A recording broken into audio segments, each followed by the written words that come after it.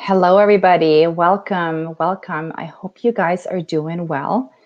I am going live today on StreamYard. So it's a new application that I'm using. And as far as I'm concerned, I know that if you want to comment, I think you have to give StreamYard permission to do so.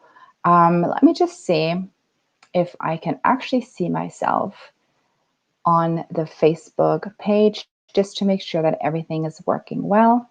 Yeah, I see myself. So I think everything is good. Perfect. I'm so happy to be here with you guys today. Hi, good evening. So just to give you the heads up, I'm using StreamYard. So I know that the Facebook user is on here and just commenting, but I can't see names, and you have to grant StreamYard permission in order to comment so I can see your name, or just type your name in so I know who it is that I'm talking to. And yeah, in general, I would love for you guys to be super engaged on this video, because otherwise I feel like I'm talking to myself and it's not so much fun just talking to myself. So whenever you hear, drop your name because I can't see it right now, and let me know that you're here. Give me a wave or emoji or whatever it is. Yeah, but welcome. I'm so glad you're here. It's Thursday evening, and today I will be talking about digestion. It's literally one of my favorite topics to talk about, because it is a topic that is not very often talked about, but it is so important. But I know that there's a lot of new faces here in this group. And before I dive deep into digestion and share all the good stuff that I have planned for you, I just want to introduce myself so you know who I am, what I do, where I'm coming from, and who that person is that is talking to you about all of these healthy things.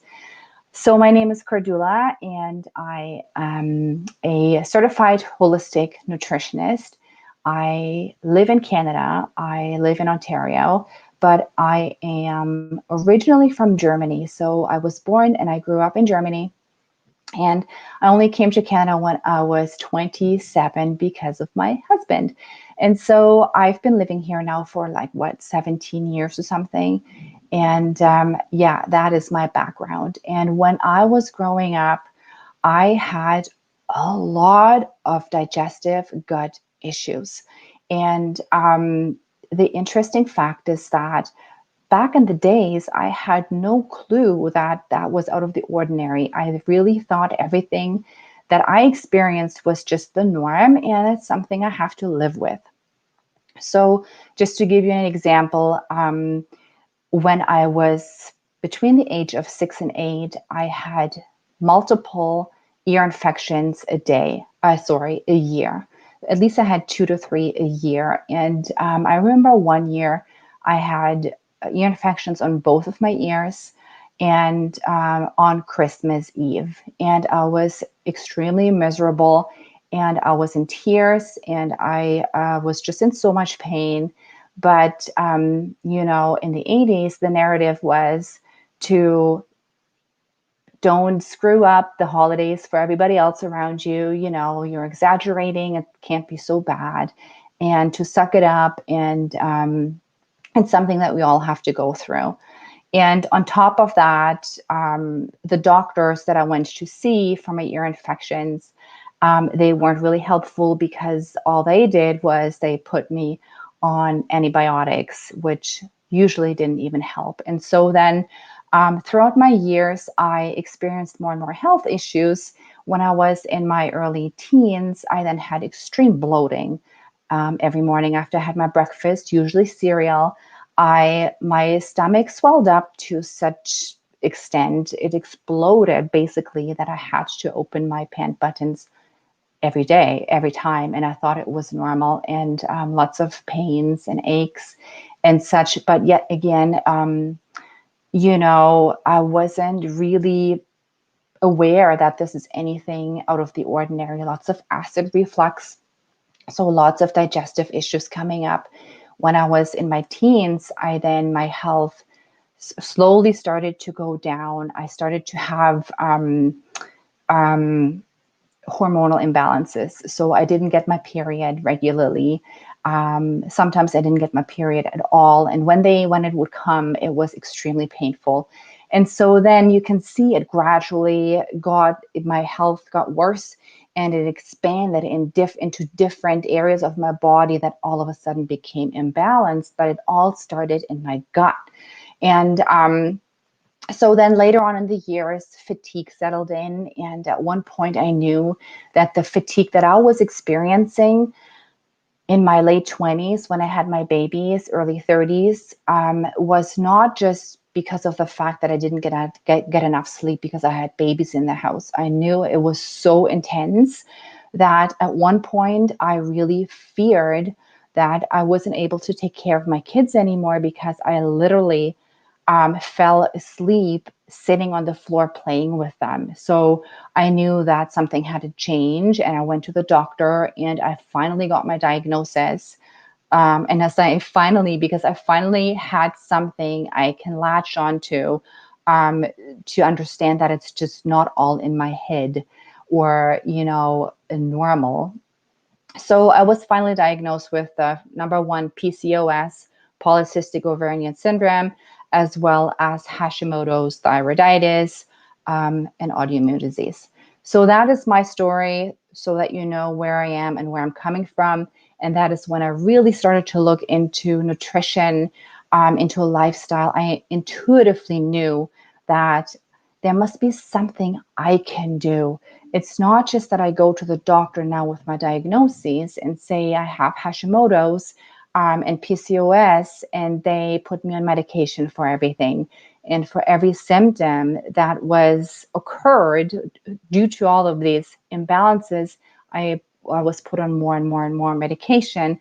And I intuitively knew that I myself should have the power, because I'm feeding myself every day with food that turns into me, that turns into myself, that I should be able to find food that is actually helping and supporting me in maybe trying to get back to normal. And so that is when I decided many, many years later that I am going to go to the next step and really go into the nutrition work. And here I am, a registered holistic certified nutritionist. But today we're going to start talking about digestion a little bit now. So when I would ask you guys, what would you say? What do you think? Where does disease start? Like, where does it start? We hear so many different stories when we talk to different people, right? Some of them might tell you that disease starts in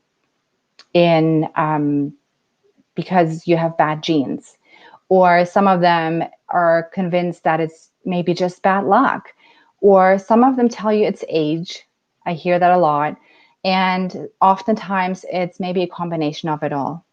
But what my experience is, and what I want you guys to understand, is that disease actually is a accumulation of various different pieces that come together over time and create that environment for disease or dis-ease to take root.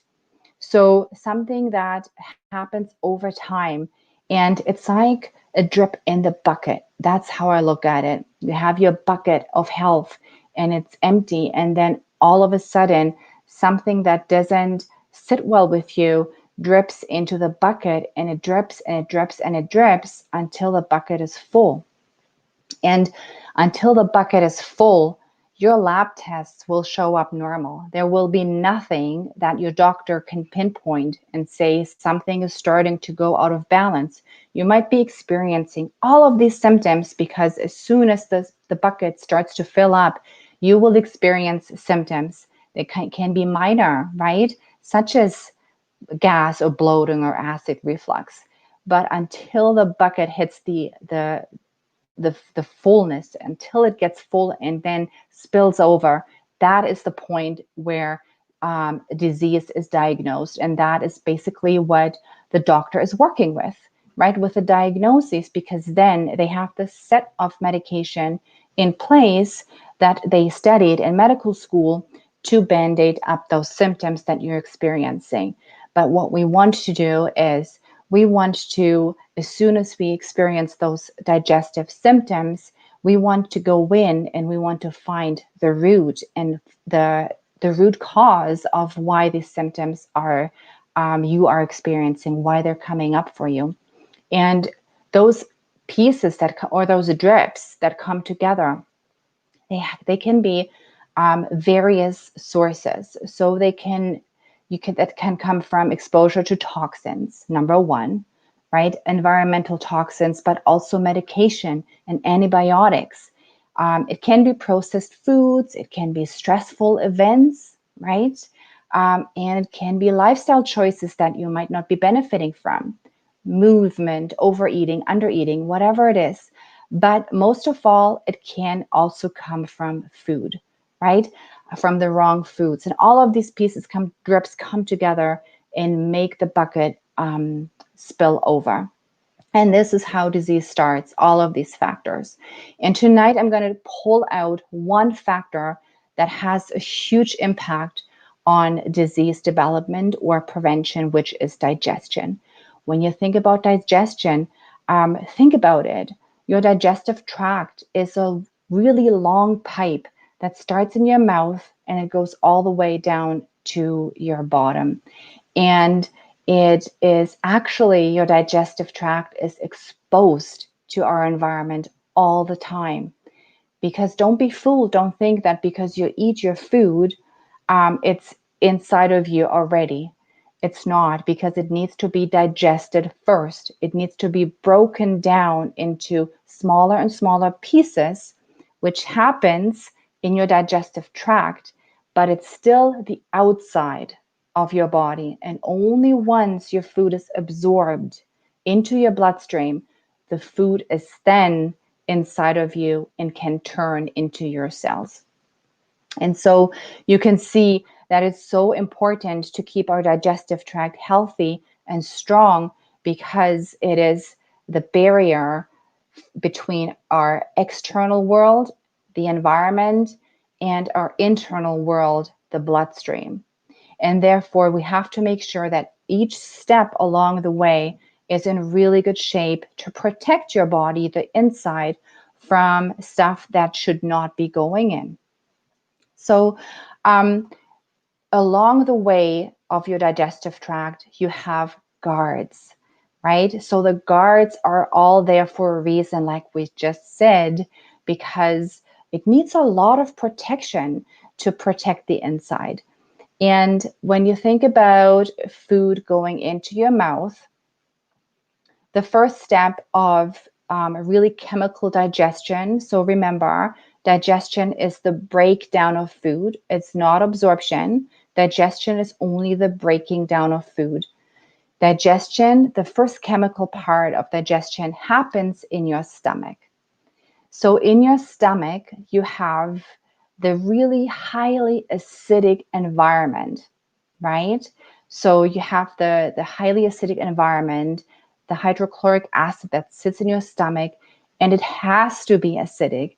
It has to be acidic for two reasons. Reason number one is the high acidity is actually very helpful in breaking down proteins. And proteins is the number one nutrient or food that is been broken down in your stomach. And it's been broken down in your stomach over 50%. So over 50% of the protein that you're eating can be digested in your stomach because of the high hydrochloric acid. But the second reason why your stomach is so acidic is the guard function. So it also, it's like the hydrochloric acid acts like a guard. It protects you because with the food comes bacteria, right? Or maybe fungus or whatever it is that sits on the food goes into your stomach. And so the high acidity kills it all off, right? So, or most of it.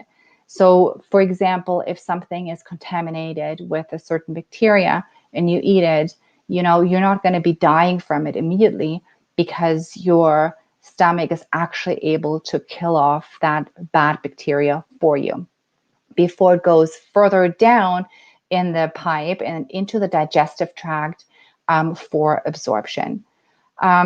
So that is the stomach acid that needs to be super, super acidic because of these functions. So then when you go further down into your GI tract, you will find what is called MALT, M-A-L-T. It is the mucus-associated lymphatic tissue.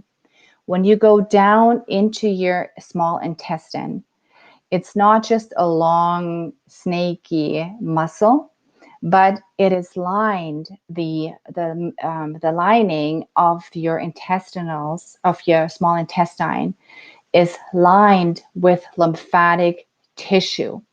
So that is why it makes sense.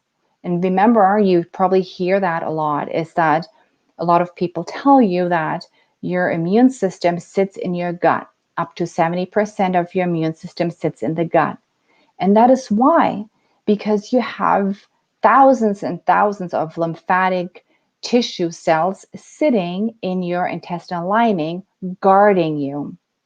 So they are in constant concert, in constant conversation with your internal self, with your immune system, with your brain.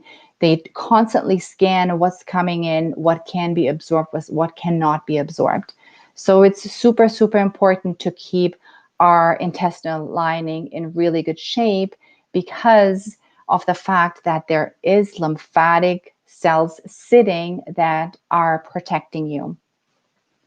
And when you go even further down than into your digestive tract, the next step is your colon. And your colon is the spot, the area where there is an abundance of bacteria. It is the biggest abundance of your microbiome sits in your colon. It's the most dense amount of bacteria that sit in the colon. And it exists and it communicates, again, on a daily basis with your immune system. So the microbiome in your colon, there's lots of talk about the microbiome. It's like this super rainforest of bacteria that you have. There's good ones, there's bad ones, and there's trillions of them. And they exist because they have certain functions. They produce essential fatty acids for you that are super anti-inflammatory. So yes, the bacteria that are in your colon actually create anti-inflammatory compounds for you. So they are living there in perfect harmony, but you want to make sure that you keep those bacteria in balance. And so then, as you can see from what I just described, it's a very complex, almost ecological system from top to bottom, which has certain functions and protections in place to keep you safe from the inside.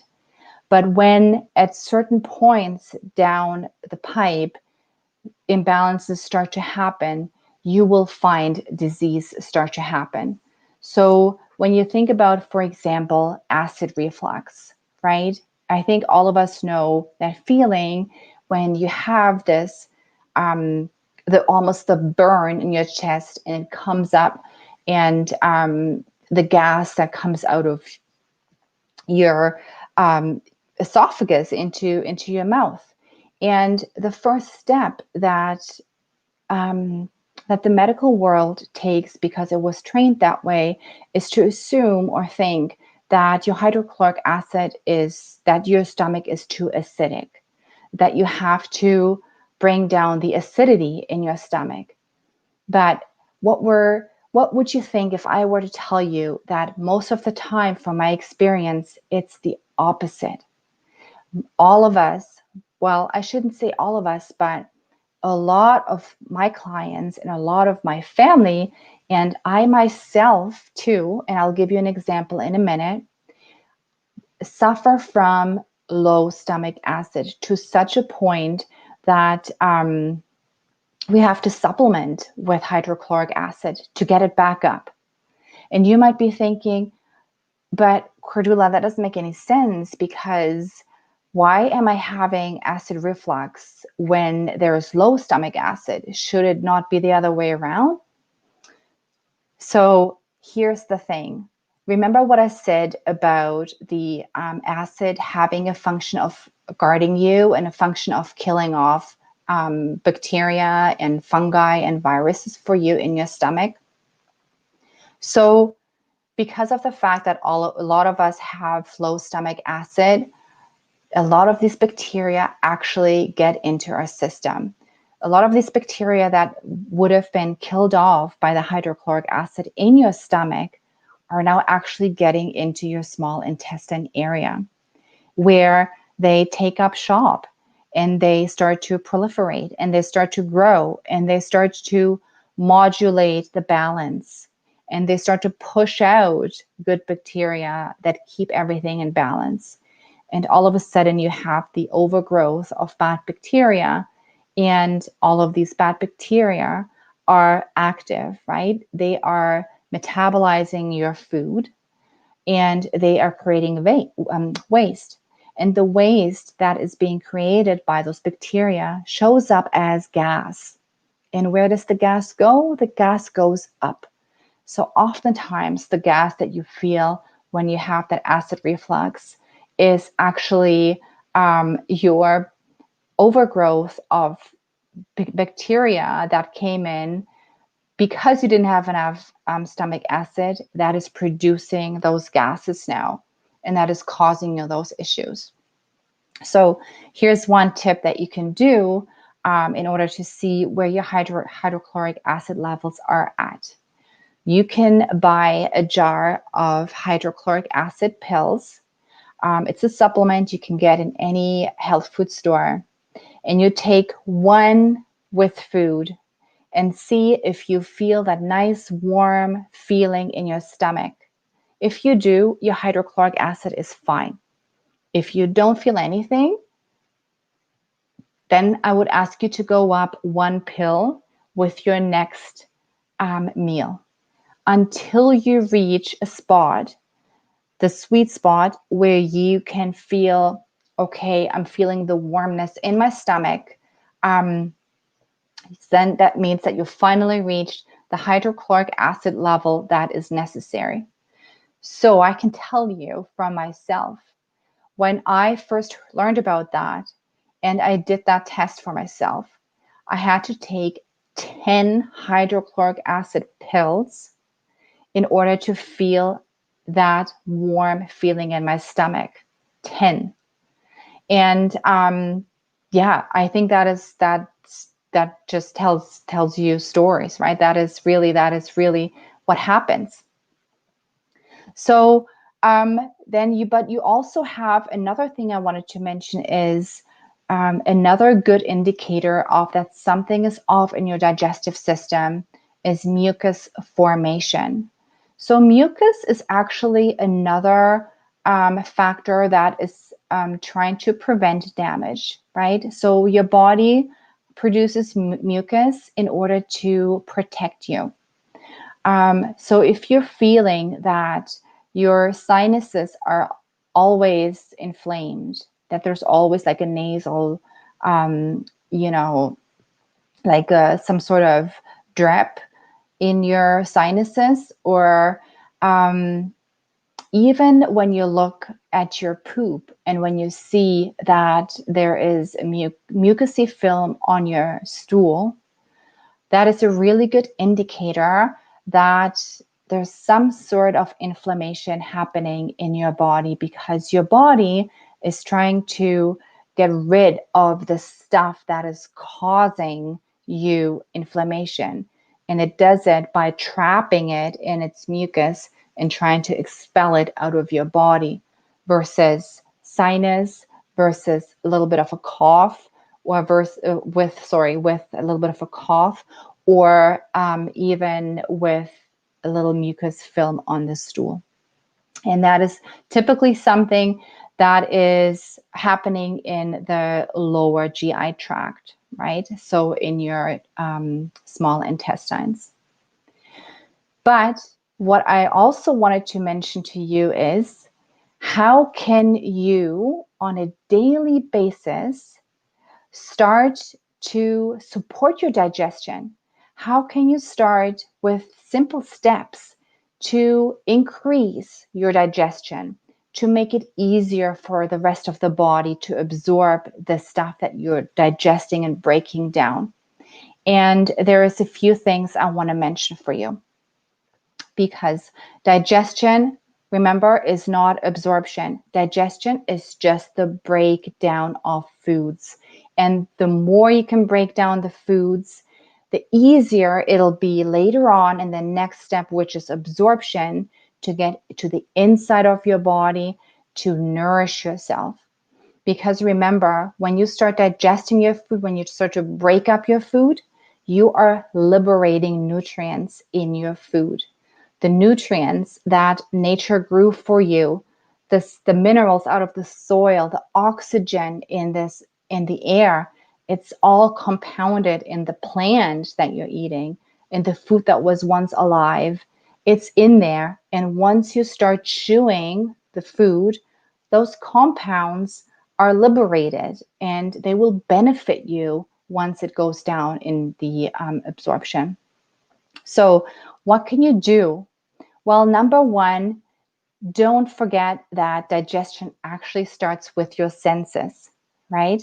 So it's an actual phase that has been named cephalic phase. It's cephalic phase. And the cephalic phase describes the phase where the senses actually start your digestive processes, because 20 to 50% of your gastric secretion happens in this phase, believe it or not.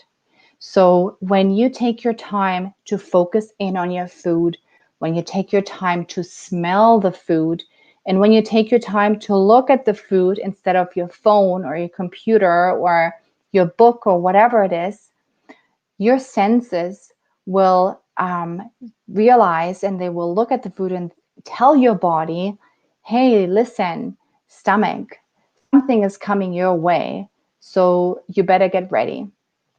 And when you smell food, you know that your saliva is starting up sometimes, right? It gets the juices flowing in your mouth.